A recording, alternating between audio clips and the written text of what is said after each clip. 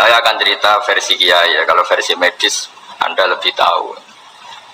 Kalau versi Kiai itu kematian itu dianggap hal yang sebetulnya ada versi Kiai ya, semua orang tahu lah pasti mati itu.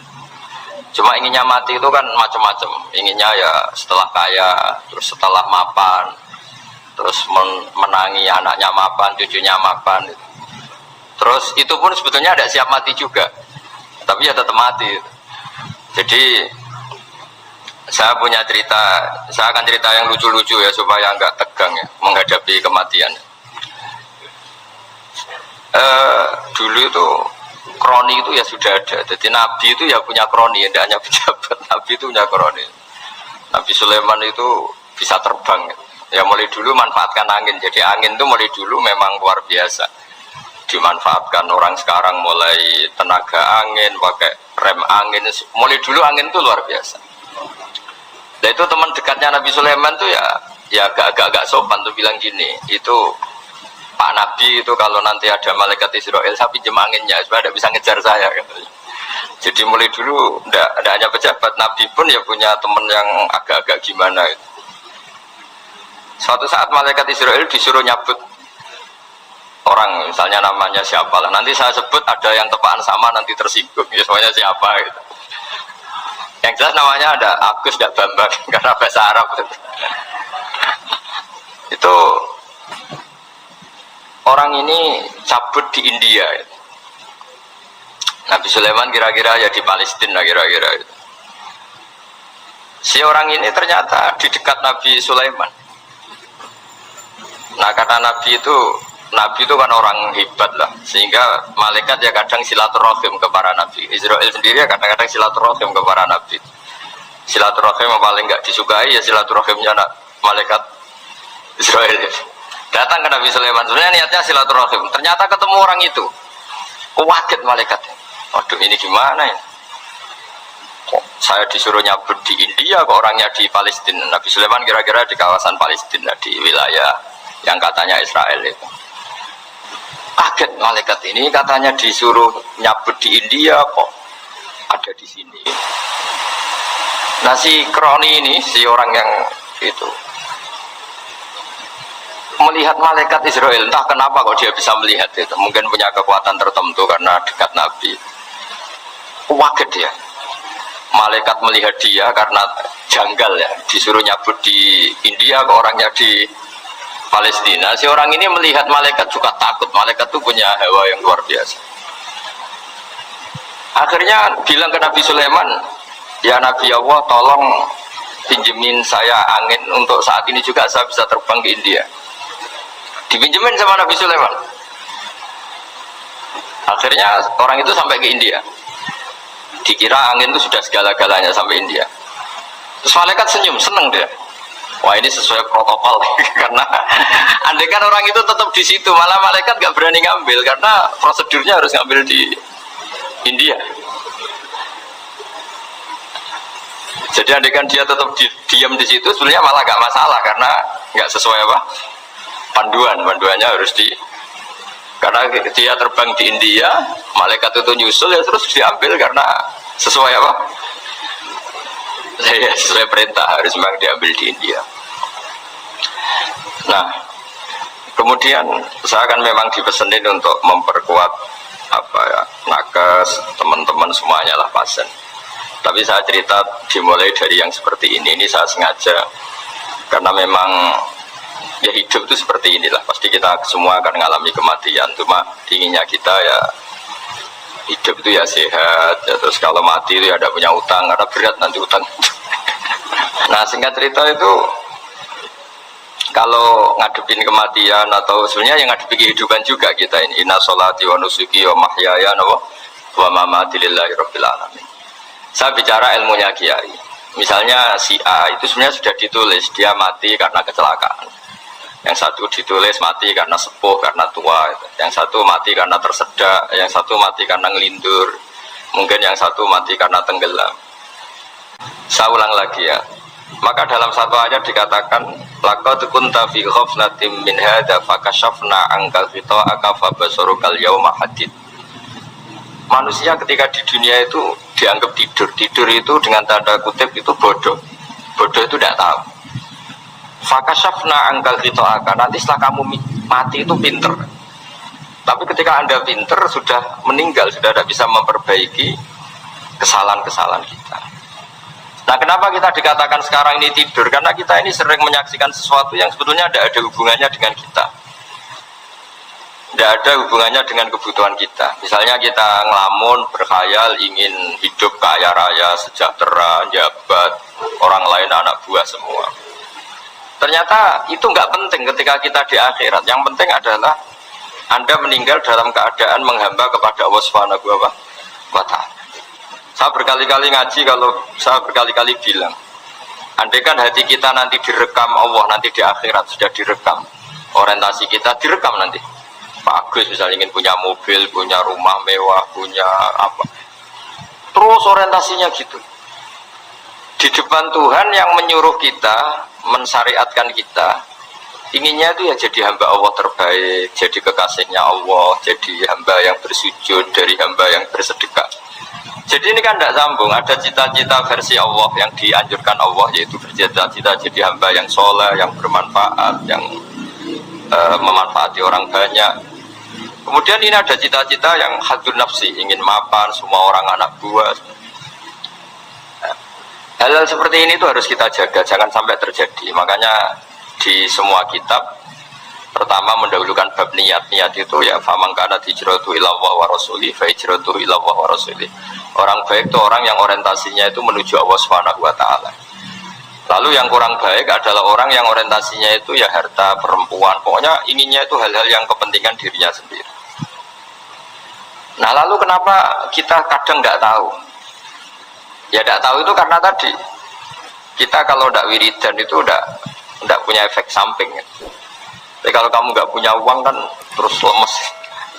Karena ngerti itu terus uang itu penting, wiridan tidak penting. Nah, dari kesimpulan itu sebenarnya kita menjadi bodoh. Karena menjadi bodoh ketika Anda meninggal ternyata uang ini nggak penting, wiridan ini penting. Tapi tahu kita terlambat setelah kita meninggal. Nah, di sini saya ingin mengingatkan apapun kondisi kita, yang jelas itu ingat selalu kepada Allah Subhanahu wa Ta'ala.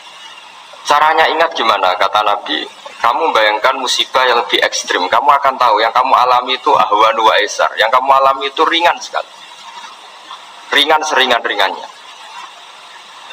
Saya beri contoh ya, kalau Anda belajar, kalau dalam bahasa pondok itu falak, mungkin kalau bahasa umum itu apalah, ilmu apa, misalnya orang ahli meteor, ahli apalah, ahli perbintangan, ketakutannya pasti benda langit ini jatuh kemudian menimpa bumi. Nanti kalau Anda ahli biologi itu takutnya bumi ini likuifaksi karena sumber daya alamnya sudah begitu dikeruk, dimanfaatkan. Nanti yang ahli teroris atau yang ahli ekstremis itu takutnya itu ada teroris. Yang ahli sosiologi takutnya Indonesia itu chaos. Kalau chaos ya saling bunuh, saling. Jadi semuanya ini, ketakutan ini semuanya mengarah terhadap kematian. Kecelakaan lalu lintas ya menjadikan orang mati, likuifaksi kayak kemarin di Sulawesi ya, iya, gunung meletus, gempa, tsunami. Nah, ketakutan yang menjadikan kematian ya banyak. Kalau baru tsunami aja ya orang takutnya ke tsunami. Nanti kalau ada kematian gempa ya takutnya gempa. Kalau temanya COVID ya takutnya COVID. Terus kalau ada tetangga mati karena ngelindur ya baru gue kira nak turu hati-hati nggak nak mati ngelindur. Jadi ya masalahnya kan kita nggak tahu, nggak tahunya itu. Ya tadi takutnya COVID ternyata catatannya itu mati kecelakaan, takutnya kecelakaan ternyata matinya itu ngelindur. Kan kita tidak pernah tahu. Dari tidak pernah tahu itu kemudian agama datang dengan anjuran, sudahlah kamu tawakal bahwa semua urusan kamu di tangan Allah Subhanahu wa Ta'ala. Inna sholati wa nusuki wa mahyaya wa mamati lillahi rabbil alamin la syarikalah. Yes, ibadah kita, sholat kita, hidup kita, mati kita semua di tangan Allah Subhanahu wa Ta'ala. Sehingga dengan berpikir begini ini melihat COVID itu ya kayak melihat potensi kematian yang lain, kayak karena gempa, likuifaksi, kecelakaan, karena ngelindur, karena macam-macam. Kenapa saya membuat apa atau menyarankan ya supaya orang berpikir demikian, supaya bersyukur bahwa kita ini dihimpit, disekelilingi penyebab kematian tadi. Kalau kita ahli meteorologi mungkin takutnya itu asteroid jatuh, terus kemudian meteor jatuh yang nggak habis digesek oleh sistem alam, terus macam-macam. Yang ahli gempa juga takutnya gempa, yang ahli tsunami takutnya tsunami, yang ahli sosial takutnya Indonesia chaos, kemudian saling apa? Bunuh, saling apa dan sebagainya dan sebagainya. Nah, dengan keadaan seperti ini kita ini baik sekali. Bukan sekedar baik, baik sekali. Kita tidak mengalami chaos sosial, kita tidak mengalami likuifaksi, kita tidak mengalami benturan benda langit di bumi kita. Karena itu sekali terjadi, bukan 1-2 lagi, tapi habis seluruh Indonesia, mungkin seluruh dunia.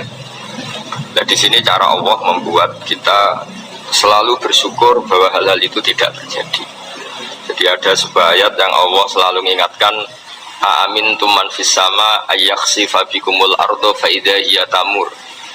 Kamu boleh sekali-kali berpikir bumi ini justru potensinya itu likuifaksi, potensinya itu hancur karena di bawah itu ada magma, ada apa minyak, ada macam-macam. Ini kan di bawah ini kan ngerongkong cara Jawa itu karena diambilin terus.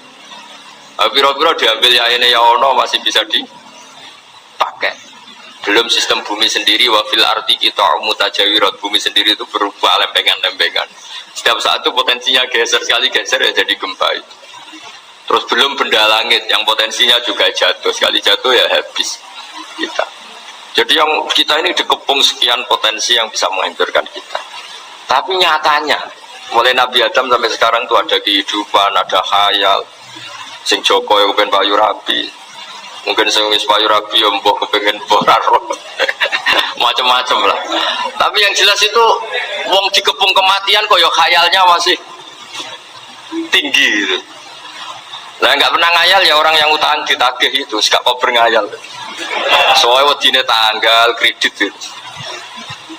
Tapi ini saya cerita supaya orang Indonesia itu ngerti lah bahwa yang ngepung kita itu tidak hanya COVID, banyak. Makanya orang Arab itu kalau ngendikan itu, wa malam yamut bisayfi ma tabi khairihi ta'addadatil asbab wal maut wahidu. Karena orang Arab itu kan dulu Arab sebelum Islam itu kan satu kabilah nyerang kabilah yang lain.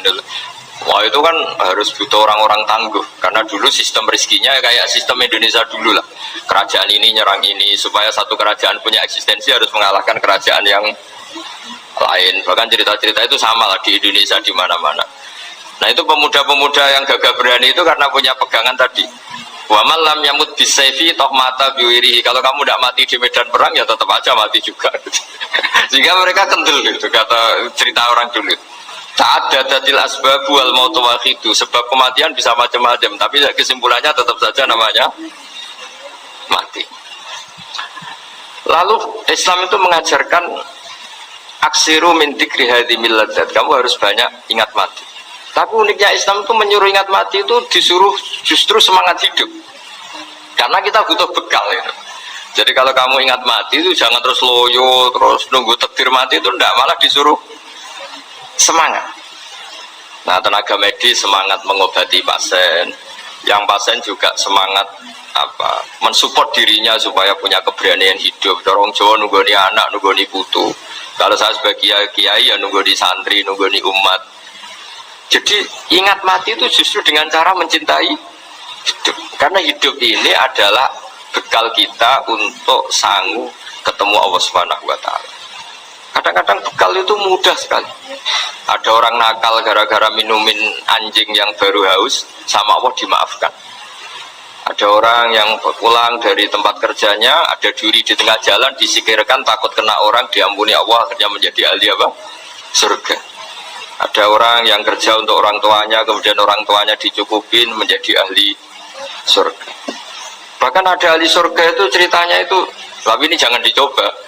Ada orang sudah jelas niat nyon sewu niat zina, sudah tinggal itu terus mikir dia saat itu takut Allah gak jadi, barokahnya gak jadi, langsung dia jadi ahli surga. Sarannya gak jadi loh, tapi ya udah usah dicoba. Itu kalau keterusan masalah. Jadi Islam itu menganjurkan ingat mati, tapi justru dengan cara mencintai kehidupan. Karena yang jadi referensi Allah nanti di akhirat adalah perilaku kita, amal kita zaman apa? Hidup. Jadi disuruh ingat mati, tapi justru dengan cara sangat mencintai apa? Kehidupan. Lalu yang dinamakan kehidupan itu apa?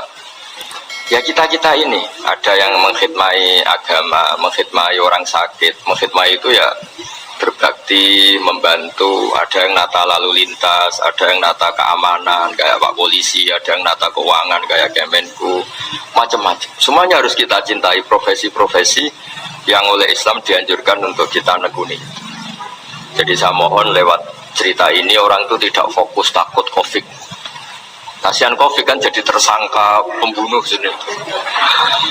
Jadi saya mohon semohon-mohonnya, seminta-mintanya sampean harus ngitung nikmat dengan sistem meteor seperti itu di langit tidak jatuh ke kita, sistem bumi yang sudah ngerongkong gini tidak likuifaksi, terus di dunia ini banyak kimia, banyak racun itu kalau misalnya meledak kemudian dibawa angin mungkin matinya lebih massal.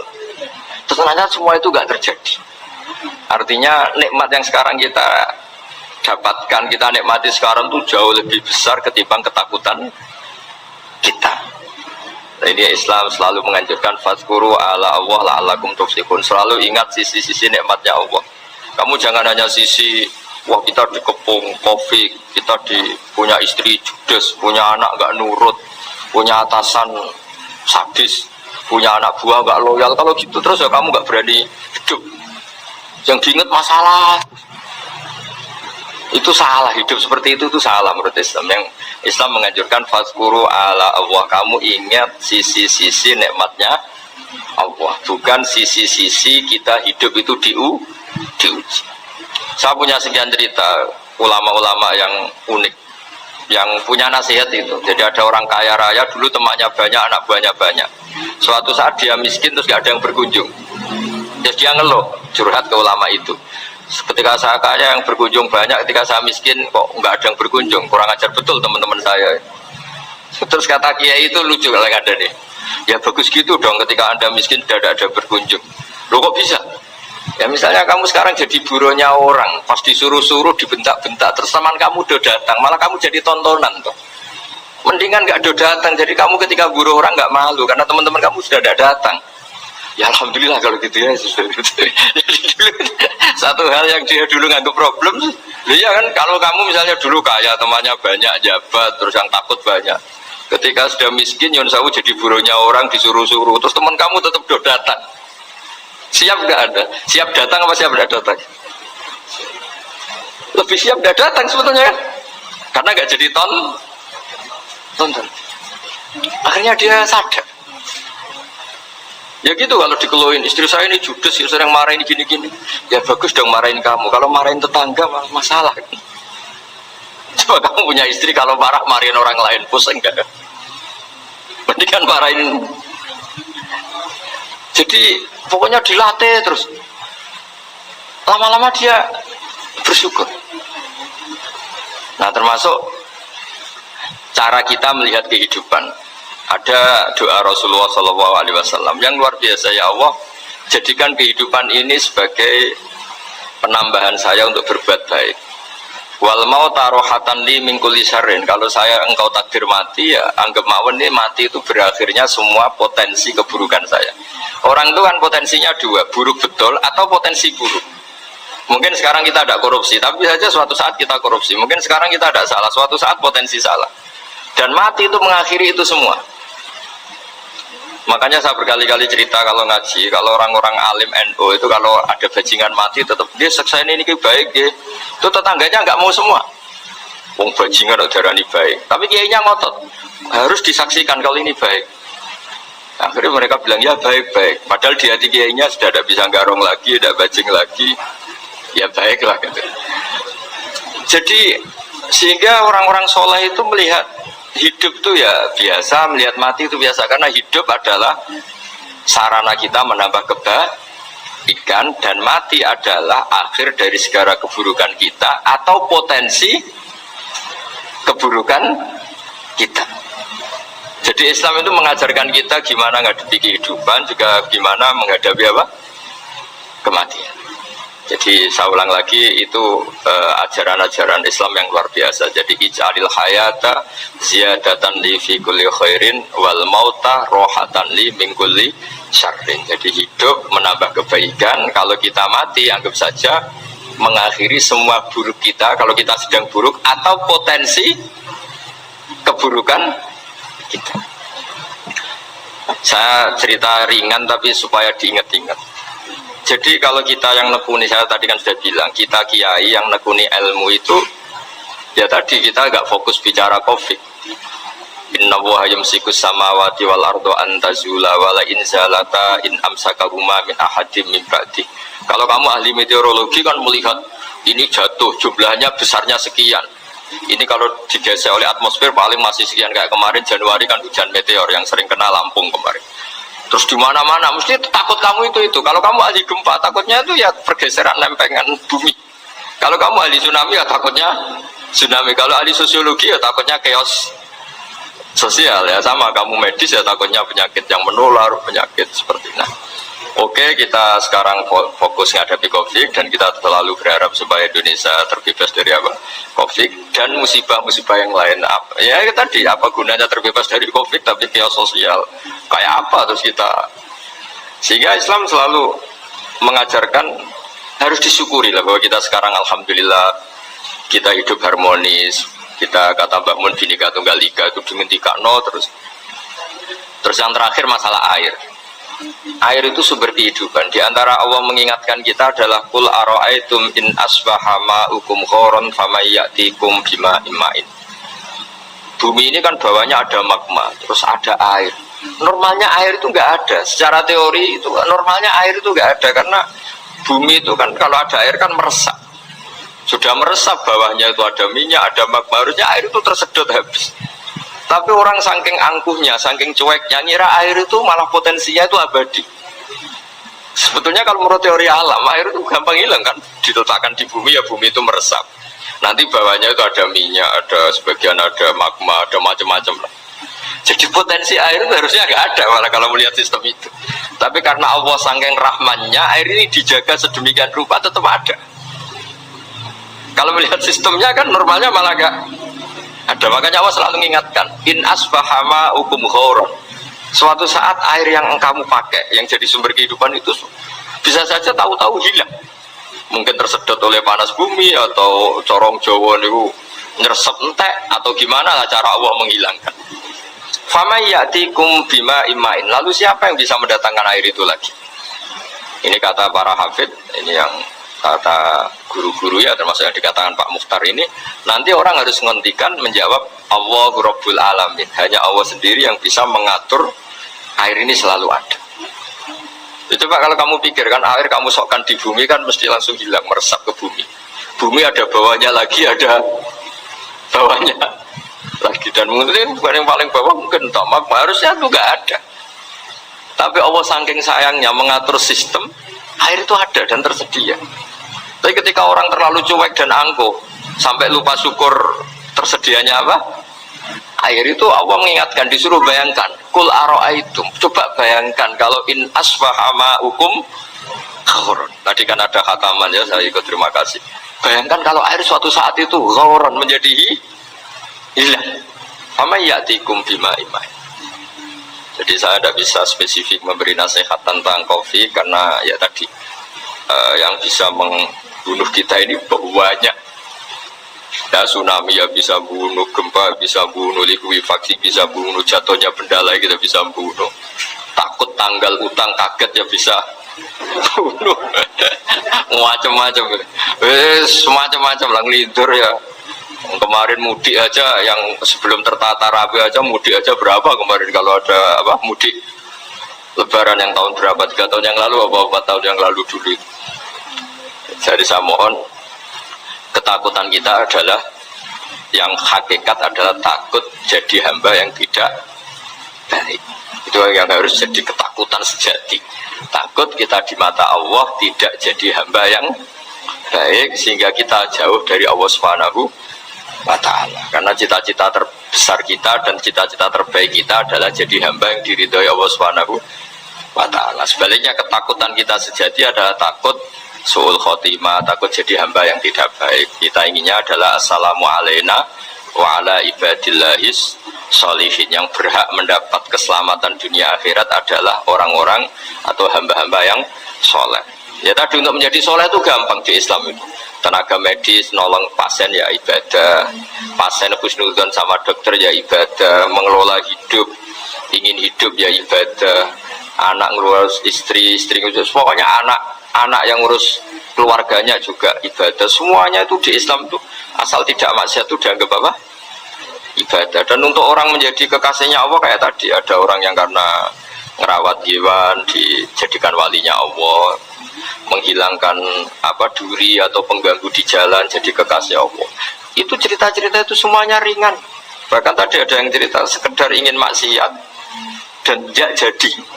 Dalam Islam itu kan gitu, orang merencanakan maksiat kemudian tidak jadi, itu ditulis pahala. Jadi gampang sekali untuk menjadi orang soleh dalam Islam. Kalau tidak bisa itu semua, kata Nabi, takufus syarroka anin nas fa inna sotakotun minka ala nafsi. Kalau tidak bisa berbuat baik sama orang lain, yang penting tidak mengganggu orang lain. Terus kan enak seturu neng omah ngelamun bengak-bengok dewi coba banter-banter tadi. Nak bengok-bengok banter-banter kan ganggu tonggo. Itu asal tidak ganggu orang lain. Takufus syarroka anin nas. Kamu jangan sampai efek buruk kamu berakibat pada orang lain. Itu juga fa inna sotakotun minka ala nafsi. Itu ya bagian dari sedekah kamu. Kalau saja misalnya kalau secara ilmu medis, misalnya kita ini kok dinyatakan positif COVID, secara ilmu medis nggak boleh ketemu orang lain, terus kamu diisolasi. Kamu niatin ketika diisolasi itu tidak menularkan bahaya kepada orang lain. Itu juga ibadah. Jadi ibadah itu gampang sekali, mudah sekali. Karena agama ini yuridu bikumul yusra wala yuridu bikumul usra. Agama ini mudah bukan sulit.